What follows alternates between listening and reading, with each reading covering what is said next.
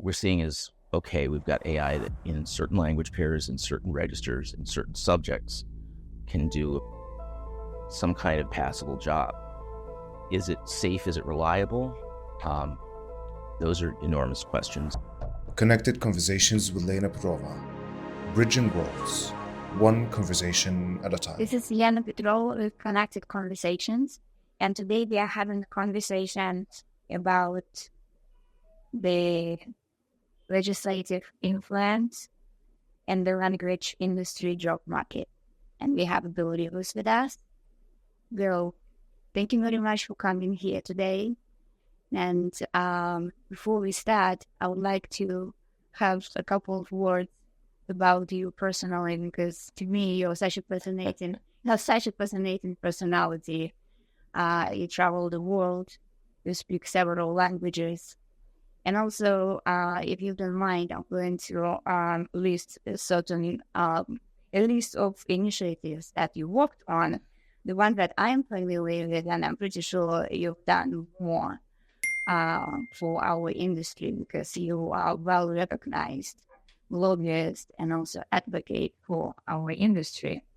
So your founder and co-founder of National Language Services Corps, America's Language Initiative, and of course, ASTM Committee at 43 Services and Products. I know that you served on board of American Language Association, and you mentioned several others. So please talk to us, tell us where you come from, what you have done, what you're currently doing. Yeah, so I've been in the language world my entire adult life. I started, grew up speaking some French because my father and his family learned French beyond that at school, started Russian in high school, went to the University of Maryland as an aerospace engineering and Russian major. In 1988, one evening, the phone rings out in the corridor of the dorm. The dorm's like, it's a dorm. It's a big cinder block dorm, not very attractive or anything. It's, University of Maryland. I was 19. I didn't care. And there's one phone. We didn't have phones in the room back then. We didn't have computers. One phone for the whole side of the dorm. You could only dial 4 digits. So somebody was calling me on campus, right? It only connected to the campus network. And I pick up the phone. Is this Bill Rivers? Yes. Are you an aerospace engineering major? Yes. Do you speak Russian? Who's calling? 1988, right? Why would somebody have this particular set of interests? Oh, this is Professor Melnick. Oh, Dr. Melnick, I've got the homework set done. I'll bring it with me. I don't want to talk about that. Come to my office early tomorrow morning. Now, because I was an aerospace engineering major, that meant the class was at 8 a.m, right? So I show up a little early, and he says, and he was a child of Russian immigrants himself, and has asked me a few questions and says, okay, your Russian sounds plausible, and gives me a number to call. And it turns out that this is the owner of a small agency, because there was a conference being held at NASA Goddard 5 miles down the road from the university, where the Soviet Space Institute Kosmiические исследования, and NASA were working on a joint satellite project. I think it was an X-ray observatory, Earth observatory kind of satellite. And could I be the interpreter? And she interviewed me for a little bit. I asked why they were looking for me, and they needed somebody who knew the science and could interpret the science. So I'm like, okay, that's interesting, because I don't know any of, my grasp of the science was, I was an okay engineering student. So I'd go out and get some dictionaries, preparing everything else. Start my term list, which at the time was a loose leaf notebook, I walk in at the appointed time.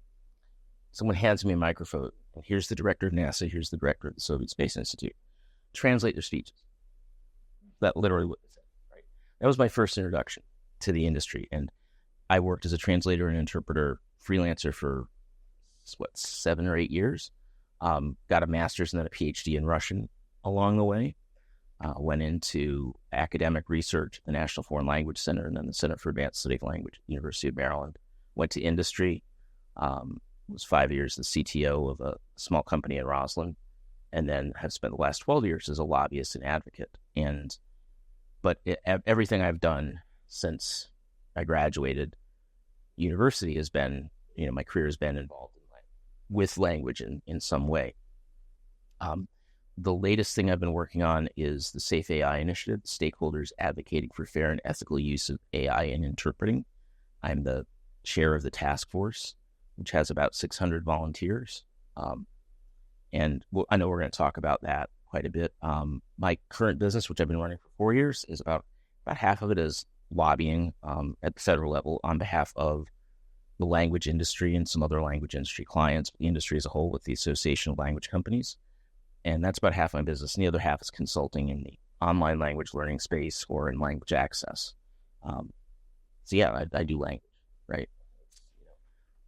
Don't know that I have any particular qualifications. I've just been doing it for a long time.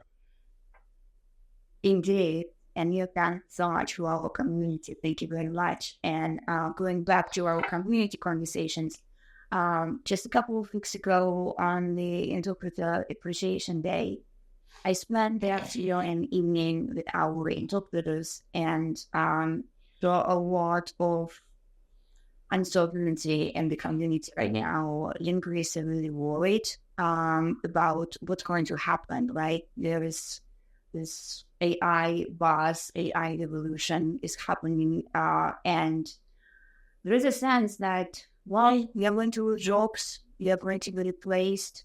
There was this article that came out last fall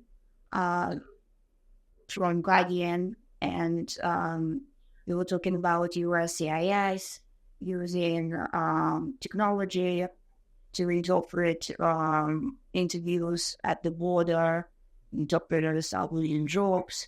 So what do you have? What are your thoughts on that? In preparation for this interview, I looked at the numbers. I looked at the numbers that are coming from U.S. Bureau of Labor Statistics. I looked at Slate reports, and I looked at overall Rosie that put some. I looked, in interview some job statistics there.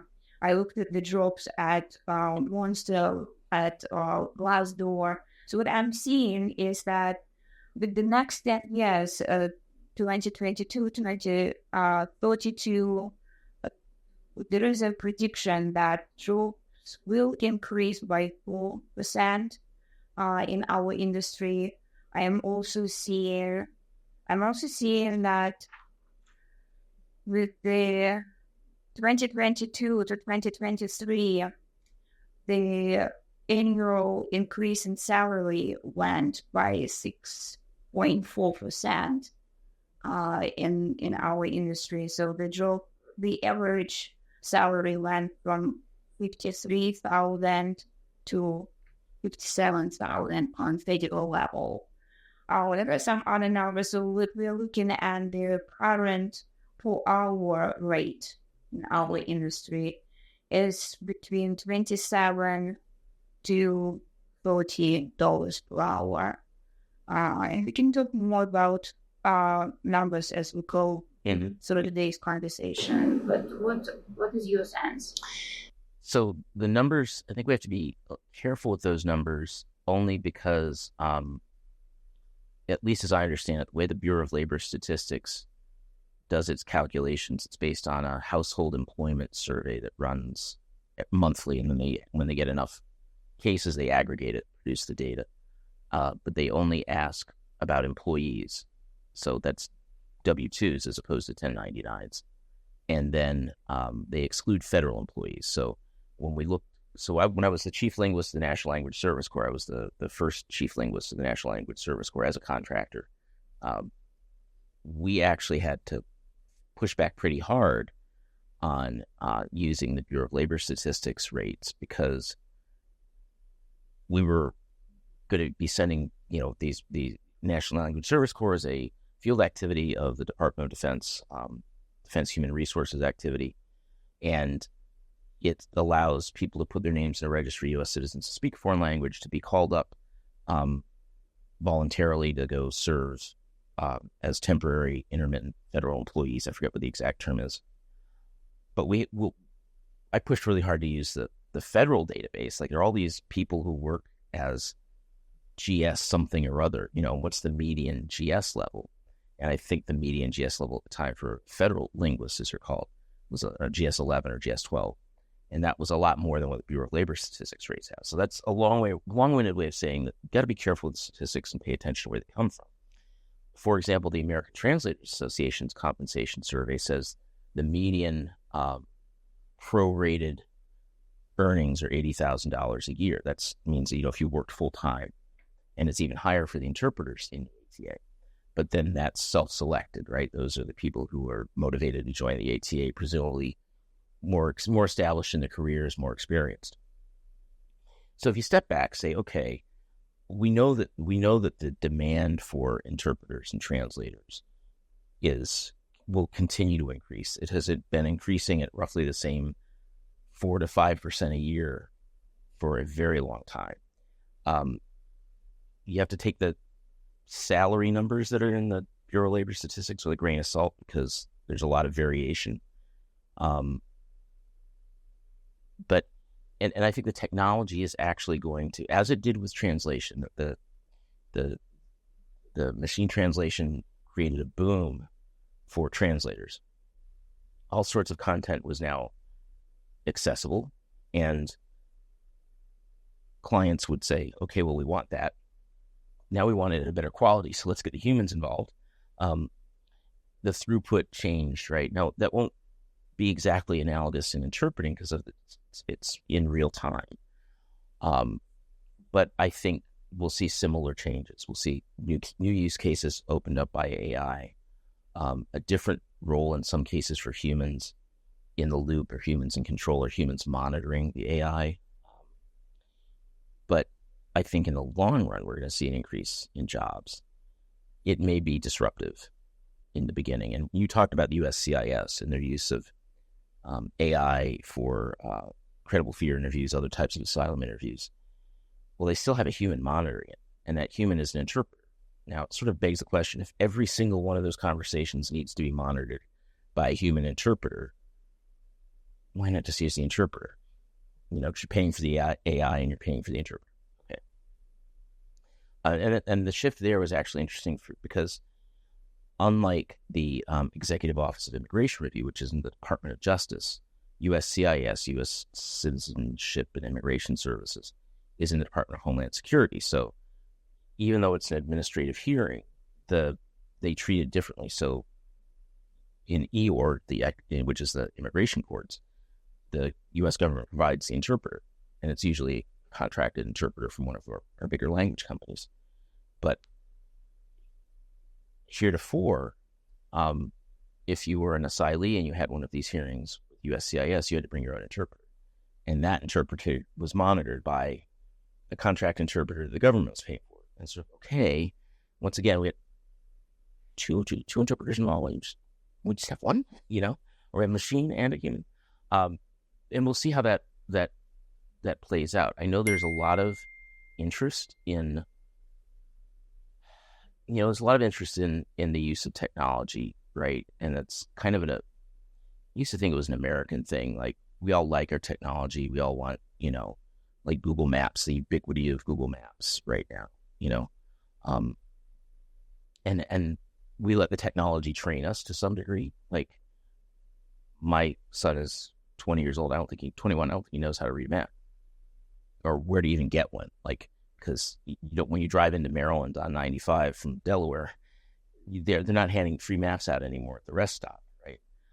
It's been completely replaced. I don't think that's going to happen with language. It hasn't happened yet with translation, and we've had reasonably high quality statistical machine translation for a generation now. When we went from statistical to neural to deep neural, and now to the large language models, there's been quantum leaps, but not big ones. I wouldn't say quantum leap is a big leap. Well, it's just it's like a sort of a step function. The quality has improved. It has an initial jump with the introduction of the new technology, and then a very slow kind of asymptotic improvement in quality after that. So what we're seeing is, okay, we've got AI that in certain language pairs, in certain registers, in certain subjects can do some kind of passable job.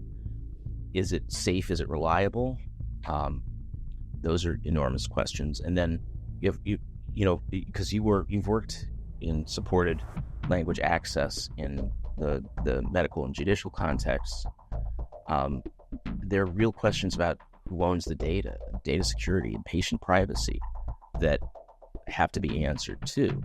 And then one of the more interesting things that we're seeing at the federal level with the recent publication of the revised rule for Section 1557 of the Patient Protection and Affordable Care Act, Obamacare. And that's a section that mandates non-discrimination in healthcare. And that rule was just published on May 6th in the Federal Register.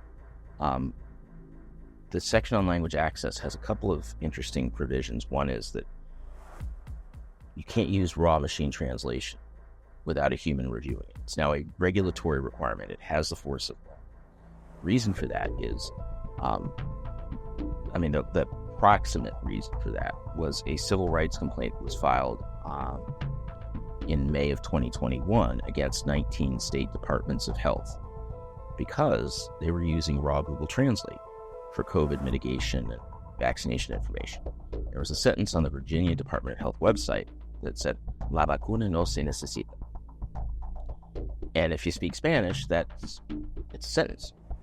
The English was the vaccine is not mandatory. The Spanish back translation is the vaccine is not necessary. And that is a significant difference, right? If you were taking an ATA translator certification exam, I'm pretty sure that's a major error. A major error means you just failed the exam, right? You get a certain number of minor errors, but I don't think you're allowed any major errors. I could be wrong to my ATA colleagues on the certification committee. Please, let me know. I'm a volunteer on a couple of other ATA committees, advocacy and education and pedagogy. So we see this notion that, okay, can't use raw MT. And the regulatory argument would be, and this isn't all healthcare in the U.S. is covered by this. Any Medicare Part A, Medicare Part B, Medigap, pretty much any imaginable healthcare situation in the U.S. is covered by Section 1557 of the PPACA. Can't use raw MT. Well, the AI solutions, even if it's direct speech to speech, it's still, you make a very principled technical argument. It's still machine translation at the core of it, right? The vendors might disagree. So the Department of Health and Human Services has asked for additional comments on the use of AI, the implications of AI for civil rights throughout healthcare. There's another section where it talks about AI and patient decision-making. So there's like a lot of radiology now uses AI to examine images to find abnormalities, right?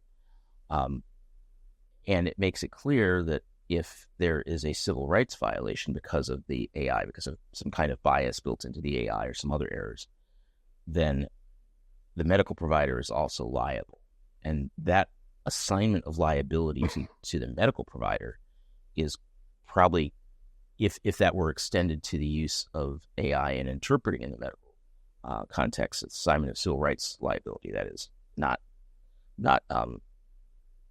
medical errors or malpractice liability, but civil rights liability.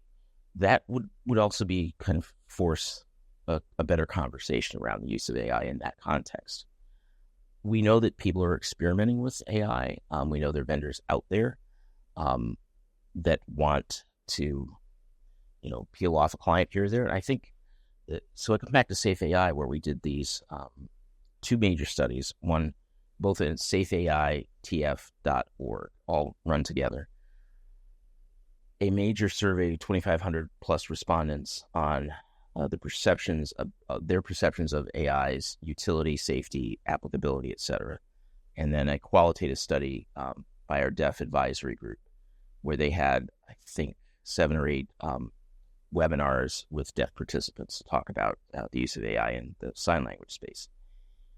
There were a lot of interesting findings. It's a 350-page report for the spoken language survey and another 150 pages for the deaf report, the ASL report. So, if you really need something to fall asleep with, you could print it out and read it. But the upshot is that, AI right now isn't particularly trusted. as a standalone AI for interpreting. And there's a nice little qualitative analysis. We had something like 7,000 free text comments in the spoken language survey, where respondents indicated that, it's anything with nuance is going to be problematic. And there's a really good kind of heat map of what nuance is defined as by the respondents in the survey. And then any kind of complex situation could be problematic, perceived as problematic. Maybe the technology will resolve that. I don't know. I'm not convinced it will. There's been other reporting, for example, that the large language models have run out of data. They've scraped the whole internet clean.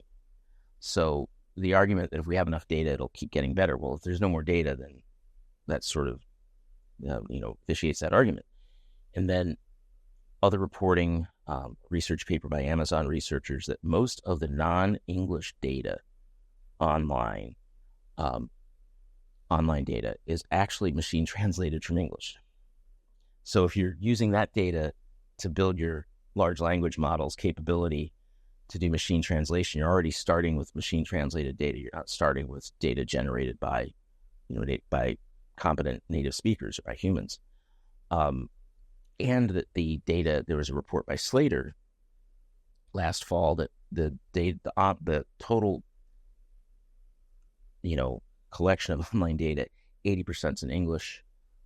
Something like 17 or 18% is in one or another coding language, Java, HTML, C++, whatever, Python, and only a very small percentage of the available data are in another language. And that also then calls into question, how good are these data going to be for training the model? We know that AI tends to have bias, and I know that the researchers and engineers are working very hard to correct it, but it can generate bias because of the data itself. And when you think of, your Twitter feed or your Facebook, the things you like tend to be what you see, and that can be self-reinforcing, and it can very quickly turn skewed. We also know that machine translation still struggles with things like third-person possessive pronouns in Romance languages. C'est sa table, c'est son livre, where the possessive pronoun agrees with the noun, not the subject of the sentence, right? And so it gets it'll get that wrong. Is it his book or her book? The German dependent clauses where the verb is at the end, because the machine translation goes, left to right. It encounters each element in order, right? It doesn't really go left to right, but it's in its time sequence, it essentially does. And if the verb comes as the last thing, that causes problems. We see issues with Turkic languages, which are, Uzbek, Kazakh, Turkish, Tatar, where they're built backwards. The verb comes first, and everything is done by adding on to the stem. And these are persistent problems. So I don't want to sound like a Luddite, like I'm skeptical of the technology. What I am skeptical is when somebody says, "Oh, this technology is going to fix everything or solve everything," and there's like the universal translator syndrome, Star Trek syndrome. A very old friend of mine, mentor of mine, pointed this out to me almost 30 years ago, because the government, big agencies in the government, were always pushing language technology in order to get rid of those pesky, hard to manage human linguists, and I had 3-star generals tell me to my face that, well, we aren't going to need you people at 5 years. This was 1997. I don't know why we're studying this problem, because we're not going to need human linguists 5 years from now. I'm like, okay, dude, sure, let's see how that held up, right? And so there's it's a cultural tendency too, right? That we want an easy solution. We want an app that magically fixes stuff. But and because we're in the language industry, we actually know how hard we've been interpreters and translators. We know how intellectually demanding that work is. And I'm just not convinced computers haven't replaced translators. They've changed that work dramatically. I don't think they're going to replace interpreters. Will the work change? Yeah, it will. Again, I'm not anti-technology, But I do get very skeptical when the vendors come out and say, hey, you don't need Bill and Vienna anymore. So, and you might talk about this, the fact that one of the reasons there is a move to us technology because there is a hope that it's going to be cheaper and much more efficient and cheap solution. And of course, you brought to my attention that there is such a huge investment into developing this technology AI solution that at some point the pricing will go up. Well, I don't have, insight into the business models of Google, OpenAI, and Microsoft, but publicly reported, stories that tens of billions of dollars have been invested, that the large language models have a huge carbon footprint, require a lot, enormous amounts of water are required to cool the data centers and so on. And sooner or later, that's going to be monetized. It's not going to be free or nearly free for much longer. And in some cases, it's not, right?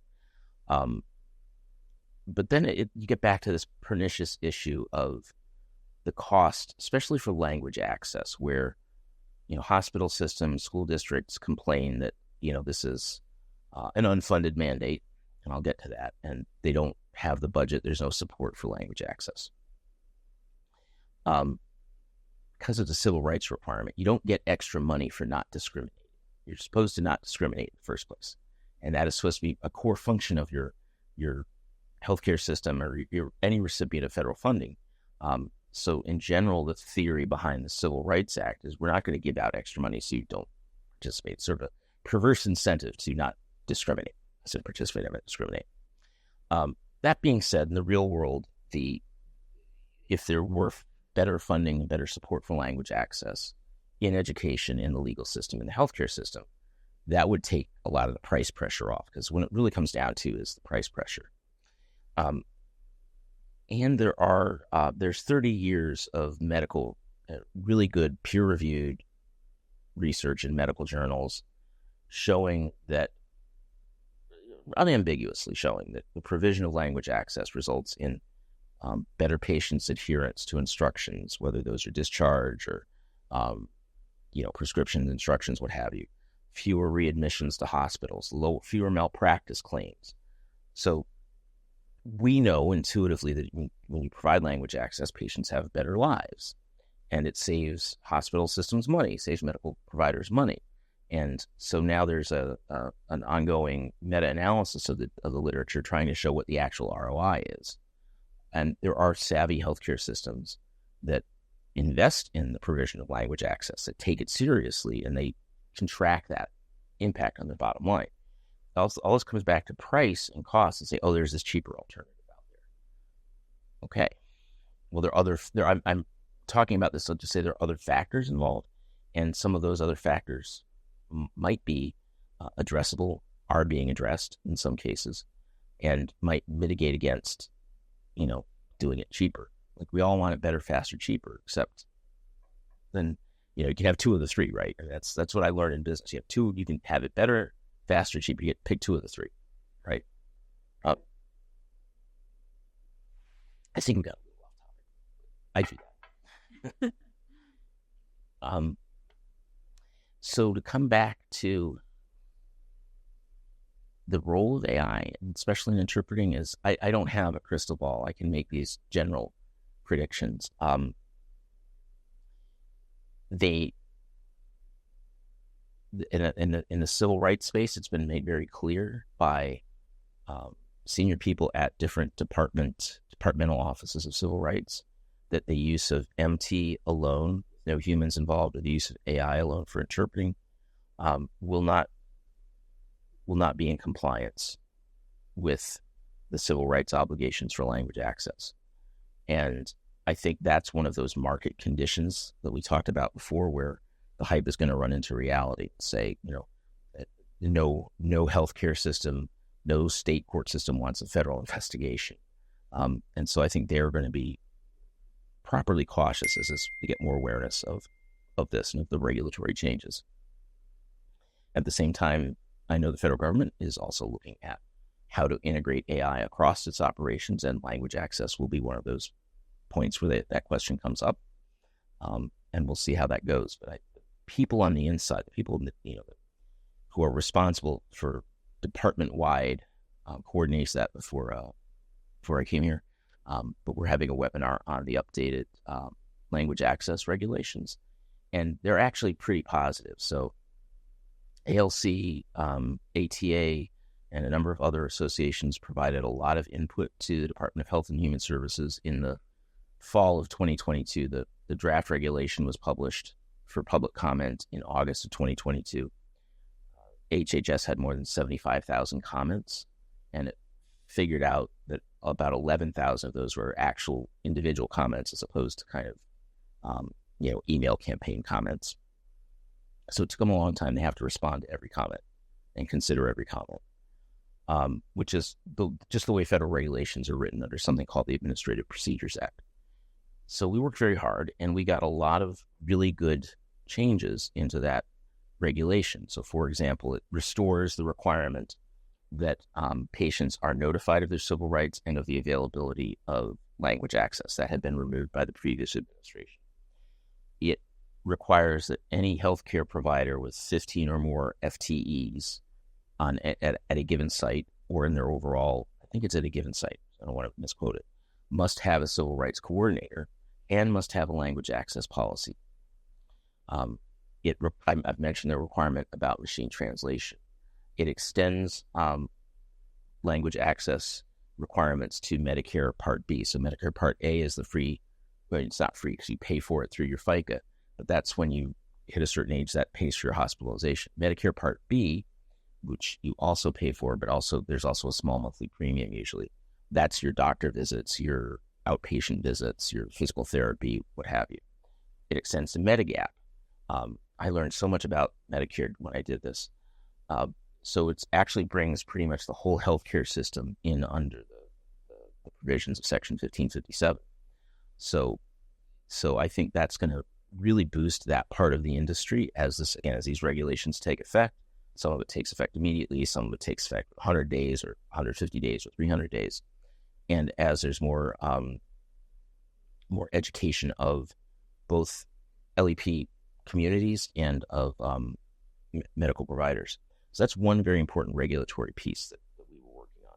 The second thing that happened recently is that through advocacy efforts from ALC and a coalition of immigrant rights groups and healthcare civil rights groups, we were able to get Congress to appropriate $4 million to the Office of Minority Health to study the development of a universal language access symbol.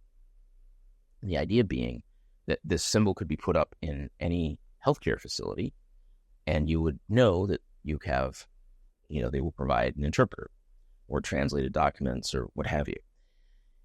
And it's sort of the inspiration for this idea is basically like the handicap symbol, which is universally recognized, right?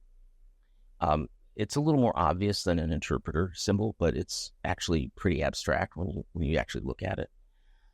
So that there would be a universal symbol, and in order for that symbol to be universal, there would have to be a really good education and dissemination campaign, because it's not like a universally understood symbol. It's a universally used symbol, right?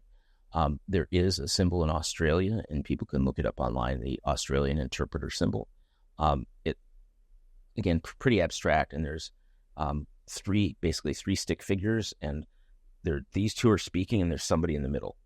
And I think the one in the middle is supposed to be the interpreter, but it kind of reminds me, showing up at home after middle school after I'd done something particularly stupid, having both parents yell at me.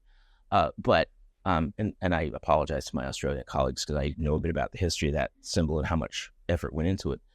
But we're pushing the Office of Minority Health to take this very seriously, to really build a strong dissemination and education campaign, not just for LEP communities, but for medical providers, and to, so that they use the symbol, understand what it means, and understand the obligations that come with it. So that's something where we just submitted comments. I think Monday was the deadline for comments to the Office of Minority Health. We are still working on a number of bills in Congress that would, if adopted by the Congress, signed by the President, would require the language access be made available in telehealth and in mental health care, that would actually fund language access. But that's kind of a long vision. That's a strategic vision that is not going to happen anytime soon, unfortunately. But if Congress changes the way, if depending on what Congress looks like, what the administration looks like, we might potentially get it in the next administration. There are, and I think there are like 4 bills right now that we're working on that would include language access in healthcare, as well as language access in education, where we've been able to get what's called report language in the Appropriations Committee reports for the annual appropriations that encourage the Department of Education to support pilot programs to promote best practices and language access at the district level, school district level. And we'll see how that comes out. We actually wanted to put a dollar figure next to it this year. And we'll see. I can't predict either way. It's just. But you're right. Yeah. Help. Is there anything towards the telehouse? Because I know there are lots of immigrants in the telehouse sector. And I was curious if, and I know that OPI has been booming since pandemic. Yeah, actually. Kind of like thinking it together, OPI and telehouse, and I know that some of the platforms could be integrated. So there are a couple of developments. One of the changes in the regulations is actually explicitly including telehealth under the aegis of covered activities for civil rights. So by regulation, telehealth providers must not discriminate. The Department of Health and Human Services, however, does not tell people how not to discriminate. You have to figure that out yourself. They do give guidance sometimes, and those are basically best practices and so on, but those don't have the force of law. So in principle, telehealth is now required, or will be when it goes into effect 100 days from now, I think, or 100 days from the publication on May 6th. Telehealth providers are required to provide language access. It doesn't say that explicitly. It says, here's Section 1557, non-discrimination. It covers non-discrimination on these bases, including language, a whole bunch of other things, and it covers these entities, including telehealth. So you have to do a little bit of logic to assemble that, but yes, telehealth is already under a regulatory requirement. Telehealth has been extended. Number 2, telehealth eligibility for Medicare, Medicaid reimbursement has been extended, I think, for another 2 years. That bill has passed both houses. I'm not sure it's been signed by the president yet. There may be some differences to reconcile. So that's important because that means, you're still going to see a lot of provision of telehealth by Medicare, Medicaid, and then by other insurers. So, and 3, there is a bill that would require all telehealth platforms to accommodate language access, whether for spoken or signed language. There are a couple in the industry, like Marty Up Health, which was bought by, I'm blanking on it now, Turbisa, and Jacobia Solomon, AMN there. I remember the CEO's name, and I really apologize to Jacobia for blanking right there. But AMN Healthcare bought them out. So there are a couple of platforms that come with it built in. But my colleagues in the industry, say, yeah, usually we have to go open up the back end of the software to integrate the interpreter in, which is, time-consuming, expensive. It's a one-off solution for every instantiation. OMH declined to make that an explicit requirement because, again, they don't tell an explicit requirement to accommodate the telehealth platforms, accommodate interpreting, because, again, their position as a regulatory agency is not to tell people, here are the things you must meet, but not necessarily how to do it. Okay. So I think that's moving along in telehealth as well. And as I said, it's been extended for another couple of years by the Congress, which means we'll continue to see telehealth, the provision of telehealth on a pretty large scale. I'm curious, with hospitals are being regulated, and also they are going through the surveys that are being facilitated by Joint Commission. What about telehouse now that this bill that is going to be passed within 100 days? What Bible is going to regulate? So for the civil rights regulation, that the way that civil rights is enforced is someone, if there's a violation of civil rights, somebody has to file a complaint. And then you file a complaint with the relevant OCR, relevant Office of Civil Rights. You could file it with the national office or one of the regional offices through the Department of Health and Human Services. If they decide to investigate the complaint, then there may be, a consent decree between the Department of Health and Human Services, the healthcare provider, that may end up in court. They try very hard to get things resolved before it goes to court. But that enforcement mechanism relies on post facto filing a complaint. Somebody's civil rights have been violated and a complaint has to be filed. There are also compliance reviews that a healthcare provider, a school district, a court system can ask for a compliance review from the cognizant Office of Civil Rights. And those are more proactive to say, yes, you're in compliance before a civil rights complaint ever gets filed. And an important thing about the way that Title VI works, that anyone who has material knowledge of a civil rights violation can file a complaint on behalf of another party. It doesn't necessarily have to come from the person whose civil rights were violated. And that's, I think, really important in language access. I'm not, encouraging people to go out and file a whole ton of complaints, but I'm pointing this out as, it's a pathway. And it's important in language access because we know from experience that LEP communities are often very much unwilling they may not even be aware of the rights to language access. And when they are discriminated against, they are often very reluctant to file a complaint for all sorts of reasons, cultural reasons that come from someplace where interacting with the government never ended well, right? Or they are afraid of la migra, afraid of the immigration, imperiling their immigration status. All sorts of other reasons. So again, the enforcement mechanism is there, and that's pretty much how it's regulated. Now, the Joint Commission does its own thing, and they have their own reviews, and that accreditation mechanism is also very powerful because if you lose accreditation, you're no longer eligible for federal funds. So you want to make sure you keep your accreditation. But I'm not sure how well that works with respect to language access compared to, say, the federal requirements, because those have the force of law. Okay, thank you. And then again, so now that I'm looking at going back to the compensation that interpreters are able to make, because now that with everything that we discussed, there's a very bright future, and now Telehouse is opening another channel, I should say, opportunities for linguists. And I was looking at government, whether you're a contractor or whether you're an employee, I think that's going to be the top earnings for our contractors and the employees in the linguistic field. Because what I'm looking at, the numbers that I was able to get from Slater and Bureau Labor and Statistics. So the number is going to be around 100,000 a year. Now, interestingly, even the higher number of earnings are going to be science, research and development. It's going to be around 135,000 a year. And then next after that is going to be medical. Medical interpreters are very valued. Going back to our conversation, I was looking at the states where interpreters are making the most right now.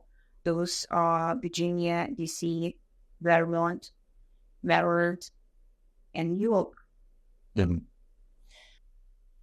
Well, if you're in the DC area, you make more money, but you have to spend more because it's expensive. Same with New York. Not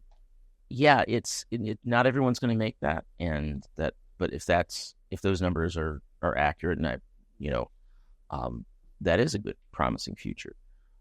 I know there are a lot of interpreters complain about not getting good rates because there's, at the same time, a lot of price pressure, especially in language access. So, but hopefully we'll see these rates continue to increase. Yeah. And that being said, in your opinion, anything in the current legislature or initiatives within the government or the task force that you agree with, anything that is being done or in works to be done that being supportive of the job creation and keeping the rates up or for the foreign list to move forward. Our focus has been on getting full reimbursement for medical language access.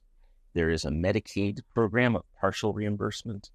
I think 18 states or 11 states, I can never remember what the exact number is, enrolled in that in the early days of Obamacare. It was one of the provisions of the American Affordable Care Act.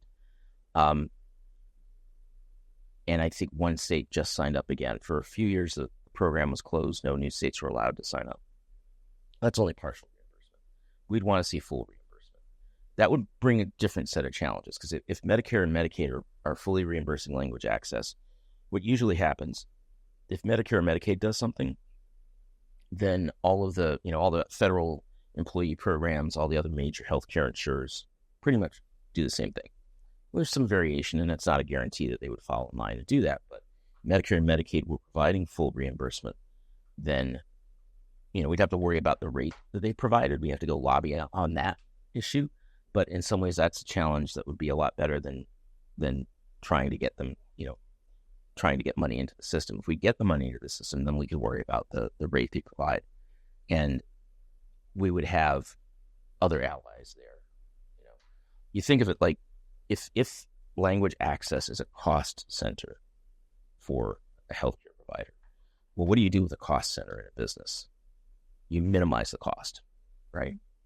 You decide what level of quality you can accept, and you minimize the cost. If it's a profit center, then what do? You invest in that because you're going to get an ROI on it, right? And we'd like to turn it into a profit center, whether that's through, and I'm being very blunt here about the business rationale, the business case for this. But if it's a profit center, then you're going to see it'll be managed differently. Now, there are some healthcare providers that do recognize this and do treat the provision of language access as an investment in their overall services and track the return on that investment. But for far too many, it's a cost center, and it's dealt with in the compliance, risk management compliance part of the operation, as opposed to patient experience. And I think changing that discussion in healthcare is, we're making some progress on that, and I could see that changing in the next few years. When you think about localization, you mentioned, we were talking earlier, localizing your website and including ASL. The large enterprise customers that treat localization or language as part of the design and delivery of their service up front, as opposed to doing it downstream at the end. If it's built into what you're developing, what you're engineering, whatever product or service you're selling, you include that up front, it's a different discussion, right? It's not necessarily, localization will make the C-suite, because the C-suite's concerned about, making the profitability targets and the share price and tax and tax compliance, things like that. But it'll be the floor below. Somebody's going to care about it. Somebody in the executive team is going to care about it if it's really seen as something that provides a return to the business. And that's the same argument applies, I think, for healthcare. Here in the U.S., we want to get it out of this cost center compliance issue and into, the profit center, the quality of patient care kind of arguments that have a different, there's a different business case. I'm not being very concise about this. I apologize. I haven't had enough coffee. Yeah, it's okay. Have a seat. I'll do the same. I suppose my follow-up question on that is going to be, I think with the pandemic and post-pandemic world, our clients, particularly government, federal, state governments, the budgets are very low. And of course, when we are submitting bids, becomes honest, there's this whole like run to bid and bid and bid on price. And I think at some point we are getting there is no room anymore. There is no room anymore to bid on price, and so there is a stress that several times, and it happened to us, and I'm pretty sure it happened to other companies, when we are bidding, and then later on we've been hit by the letter of wage termination, and then nobody owed us anything because there was no expectation set up. And then of course we will ask the best and final offer. Obviously other companies were doing the same that you were doing, and we will ask to lower our pricing without any knowledge. At this point though, and of course, to be completely honest with you, again, I'm speaking for myself and my company, I want to pay our linguists the same that we will paying now, or even increase the rate, of course, because there's inflation, etc. But then how we are going to be doing it if our clients are asking us, well, can we increase the price here? Can we decrease the price here? And then in addition to that, can you submit raise the final offer, or even better, when this is on a state level government, when there is new model, when first we are bidding to get on the master contract. And then once we get on the master contract, and there are 5, 7, and sometimes 15 vendors on the master contract. And you're bidding against them on each task order. Bidding again for each task order. Yep. And then of course, it's affecting us, our profit margin, but then we have to communicate to the linguists, hey guys, work with us because we are all on this boat together. What do you think we'll have in the future? Because at some point there is going to be a finish line where nobody is going to be able to draw the price. Well, we've seen this. This happens not infrequently.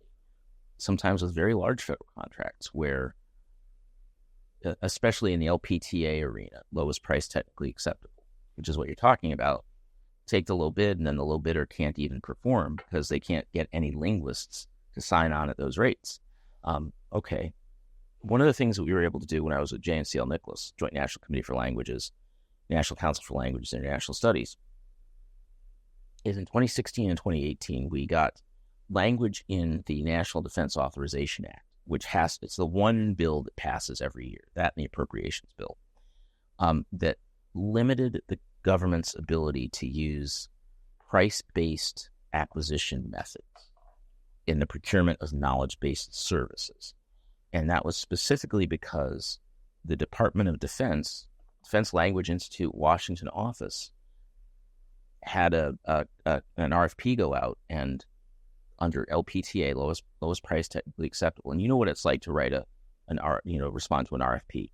Technically acceptable means, did you follow the directions? You answer all the questions the government is asking. Are you offering all the services the government wants? Is it 25 pages or whatever, Times New Roman with 1-inch margins, single spaced or double spaced? Did you follow directions? And that's not to denigrate companies that send it in, but almost everybody's technically acceptable. So then it just lowers price. So in principle, the federal government is not supposed to use price-based methods in procuring language services.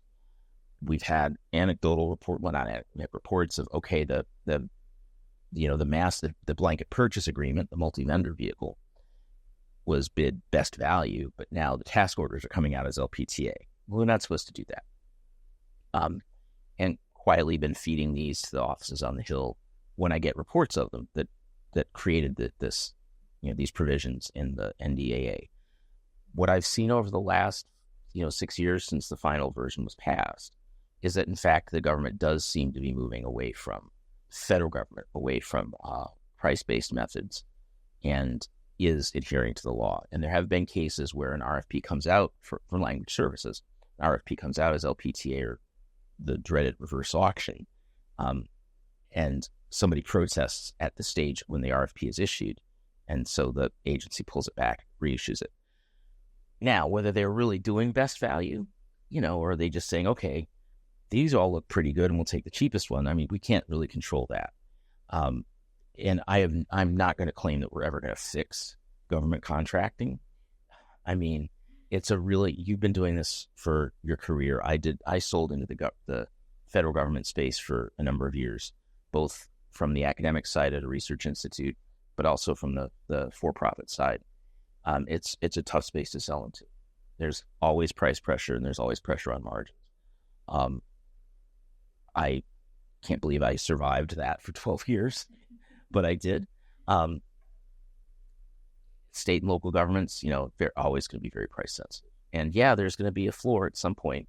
And what happens is, it bottoms out and they realize, these vendors can't perform at these rates. And so we have to go back in and raise the rates. A messy situation, because for the taxpayer, the logic is we're saving the taxpayer money, right? But you're not saving money if the job doesn't get done and you have to have a default on the contract and rebid it. The mission is impacted and you end up spending more money in the long run. So in our tax series, because if the prices are so low that you can prove that the jobs are being outsourced, because the prices are so low that you will not find US-based English to work for this money. It's obvious nobody. Right, and you're losing. So you are losing the jobs overseas, and if you are losing the jobs overseas, it means that nobody is paying tax revenue in US. So no, we are not saving anything. You're losing, and you're losing the tax revenue, in my opinion. So can you recommend anything in terms of how we as US-based companies can mitigate this during the RFP process or prior to the RFP process? Because again, my interest, I cannot speak for all the companies here in US. I would like to provide jobs to my community of interpreters here and translators and linguists who works for us, because we have people who have been working for Adastra since we started Adastra. The way I can tell you how we do our best. But I would like to hear your opinion first. I think the first is for any federal contract, if it's LPTA, and there's actually, that can be protested, right, when the RFP comes out.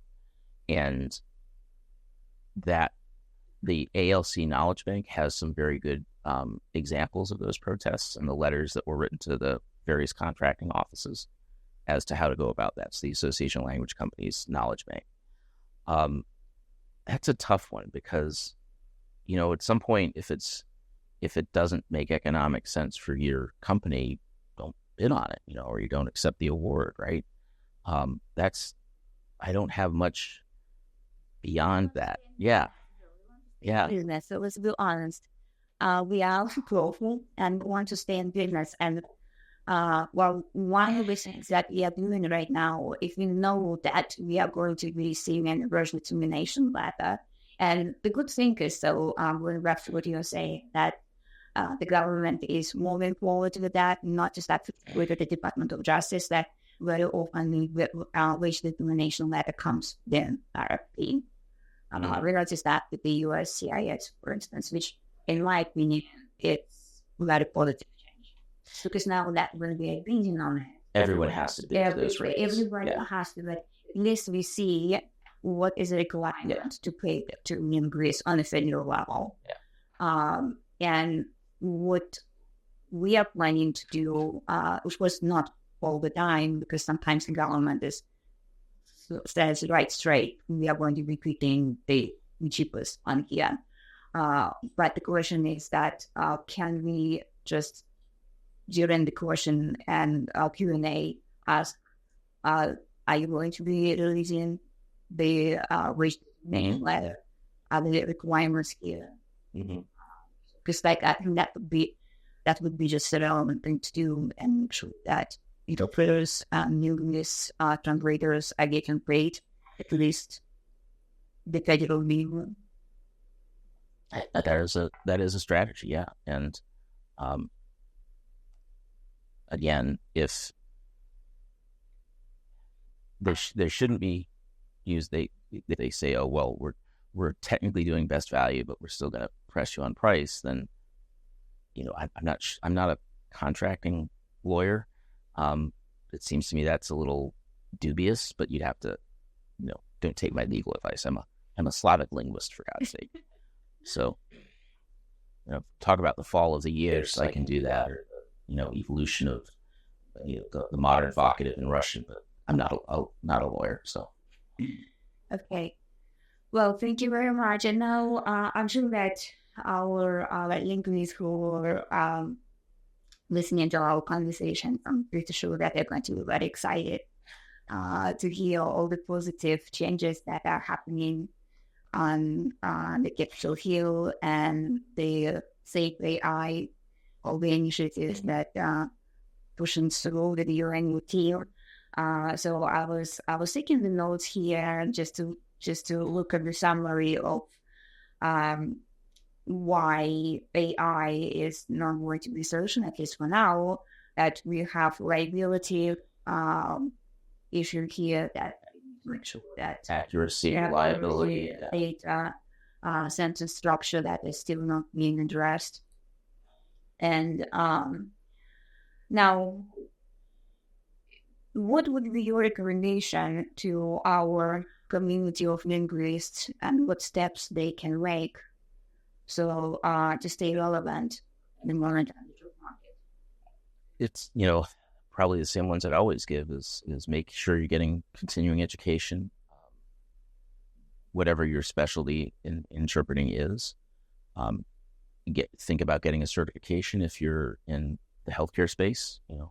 Think about CCHI certification. If you're in the legal space, think about the state court consortium test. There's lots of good professional development opportunities out there. I always tell people the first thing you need to do is join your local ATA chapter. That's pretty inexpensive. The National Capital Area chapter, and it's the DC ATA, I forget what the name is, but it's like $50 a year. And they have meetups and they have meetings. You get a network. And if you can afford full ATA membership, do that. There are, I think now there are more interpreters in ATA now than translators. I think that's a change in the last decade or so. But yes, get involved with your professional community so that you have that peer network, so you have the people you can turn to for advice and for growth. I think that's incredibly important, that you have a community, build that community around yourself, professional community, and then really take advantage of that. There's always somebody's got an interesting webinar almost every day these days, right? That you can be part of, and sometimes get continuing education credits for it, if a CEU, if you need it for maintaining a particular certification. And then, that would be like first and foremost in the ways of challenge yourself to grow and to learn more. Thank you very much. We should thank you much for that.